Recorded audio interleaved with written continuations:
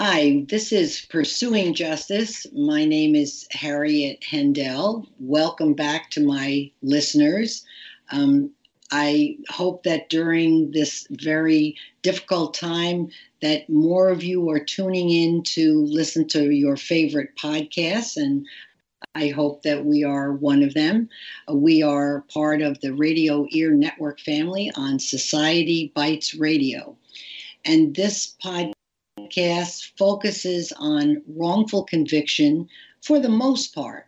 But once in a while, we take a side path and we talk about other things that are connected to either the Innocence Project of Florida, where I was a board member for 6 years, or we talk about different actual cases of wrongful conviction. And we've interviewed exonerees who have spent as much as 30 years in prison and are now out. But today we have a guest who was with us last time, and she had agreed to come back. Her name is Janet HEIJENS, and she is the author of 3 books on wrongful conviction. The first book is called Wrongful Conviction, came out in 2015. And the next one following is Snook Wallow. And the third book is Casperson Beach.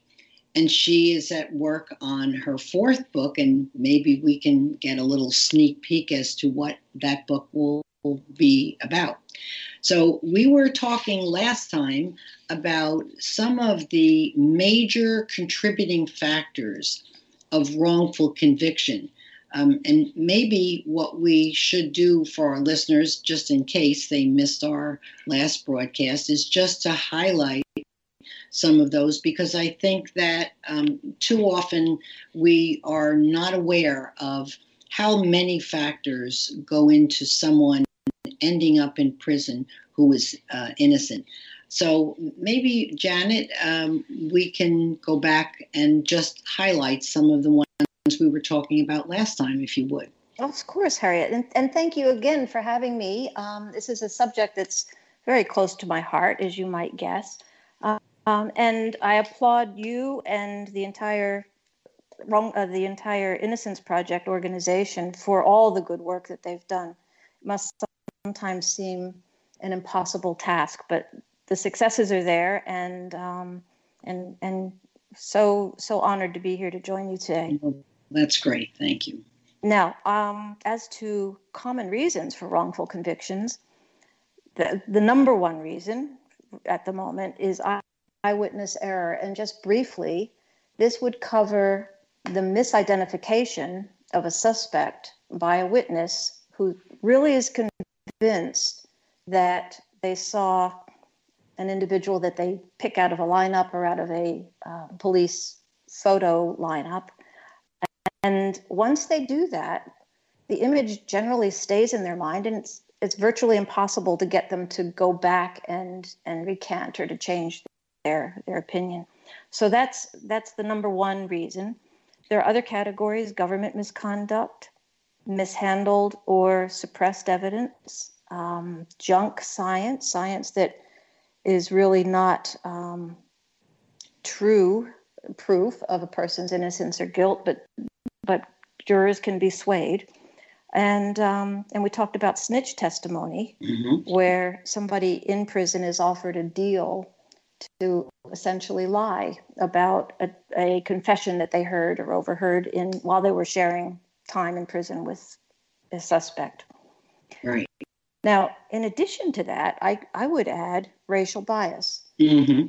It's very difficult to prove. It is undeniably real. And again, there's been a lot of investigation into this. Our local paper here, the Sarasota Herald Tribune, ran an extensive series on this subject not too long ago. And racial bias runs from the ground up, right up to top-level judges, the prosecutors, the police forces. And sad to say, racial bias is usually against African Americans. So I do touch on that in one of my books, actually the first book, where the wrongfully convicted person is a black man living in a white world and convicted with an all-white jury, and turns out that he wasn't guilty at anyway. Yeah. There's also an interesting one for me, false confession. Mm-hmm. And I looked at this and I thought, how can that possibly be? If you're innocent, you're innocent. Nobody can move you from that position. However, oftentimes police will put so much pressure on a suspect, especially if they're young, most especially if they're young. And they will just sweat somebody out for hours and hours and hours and push until the person just gives up. They break. They do. And again, a very well documented technique and very difficult to challenge. So false confession is something that I'm incorporating in my fourth book because I have a young suspect, if you will, who's been convicted wrongfully. And it's just a terrible thing. But it's more common than you might think. The police, their job is to bring somebody to justice. And they often do it whatever way they can. And this is one of the techniques that works for them. And it's not that uncommon. No, it's not. And on Netflix, I believe it's still on. There was a series last year, and I think it then became part 2 of the series. It was called The Confession Tapes. And this was amazing because the woman that did the series, I was in touch with her, and I was going to bring her to Sarasota to speak to the public about just this thing, this concept of confessing when you're not guilty. And it just didn't work out, unfortunately. But she was able to get real tapes because in many cases, not all cases, the interrogation is recorded. And you could watch what was happening in these cases. It was very, very frightening to watch the technique of breaking someone down until they got a confession. Very, very frightening. So yeah, that is a new, relatively new factor. It's not new to, I think, people who work in the field, but I think it is now has now become a category of its own. Very well. very Fortunately, more and more the police departments their consciousness of wrongful conviction has been raised, partly because of the exposure that it's had, and fortunately, there is more recording of interaction with police and the suspect, and that can be used to help in a defense. But yeah, and actually, I'm also heartened to know and to learn that more and more police departments are establishing teams.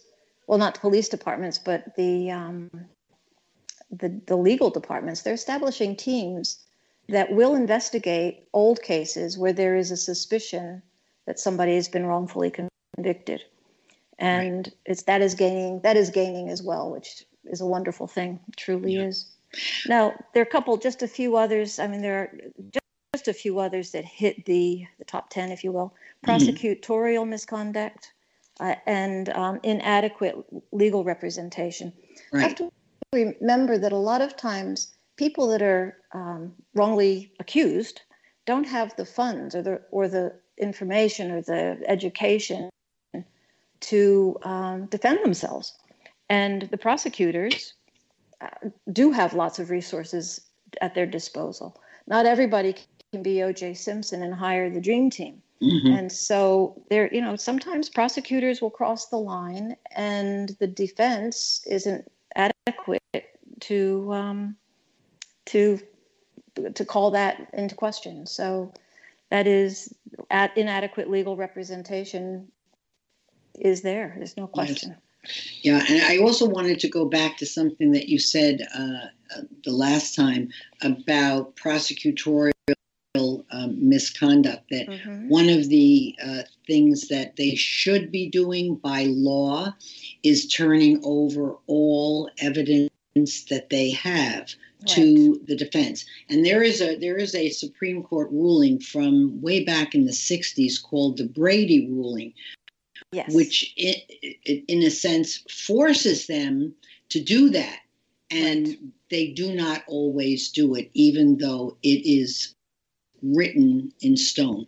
And that's very, very sad, because if evidence is hidden and it could exonerate someone, or they wouldn't go to prison in the first place, that certainly should be on the table. And we find that decades later, there was indeed clear evidence. There's so many cases.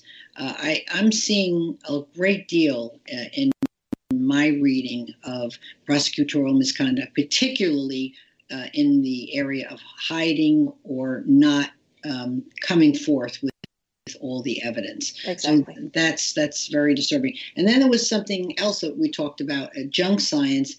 Another thing that I've been reading a great deal about is blood spatter technology, or it's not really technology, blood spatter analysis. And that has come under the heading of junk science. So there are some self-styled experts, and I put that in quotations, that feel they have a great deal of validity in this blood spatter analysis, and it has proven not to be so. So, these are all very, very key factors in sending somebody to prison who was really, innocent, shouldn't be sent there in the first place. Correct. Now, you mentioned your newest book. How far are you in terms of finishing that book? Or are you just starting? I don't know. I don't know. I'm the sort of writer. I keep lots of notes. I have lots of ideas. When I find something interesting in my research, I put it in my file and think, yes, I must incorporate this. And then I sit down and write. And I hand to heart, I don't know who did it, and I don't know where it's going exactly. And so I don't really know how far away I am from the end of this one. Oh, I see. All I can tell you is that I think I'm on chapter 15, and that might be a third of the way through. I don't know. In the meantime, my third book in the series is just being launched. I've received a sign-off from my publisher. The manuscript is complete, edited. They're working on cover design, and hopefully that one will hit the shelves in the not too distant future. So I'm always working behind. I'm working on book 4, and book 3 is just about to see the light of day. So that's always fun. Yeah, no, it's nearly there, but it's not quite. How much time does it take, would you say, to complete one book, or are they all different? On average, it takes me about 2 years to write a book, and it takes the publisher another year to do their magic and bring it out. They edit. It goes through several series of edits. Generally, there's some significant rewrite that's involved with that, so they'll do a first pass and then send it back to me, and I have to change things. In the one that's about to come out, the title of that one is called Casperson Beach. And the editor came back to me after sitting on it or working on it, I should say, for a while, and said, it's too obvious to me that the person that you're trying to suggest is guilty in this murder. It's too obvious to me that person's not guilty, and you need at least one other suspect to detract attention, another red herring, if you will. So I had to go back and create another whole character in the book, which was fun. That's tough when you didn't have the character to start with. Yeah, it was fun, and but boy, that was great advice, because it absolutely was true. It was too obvious.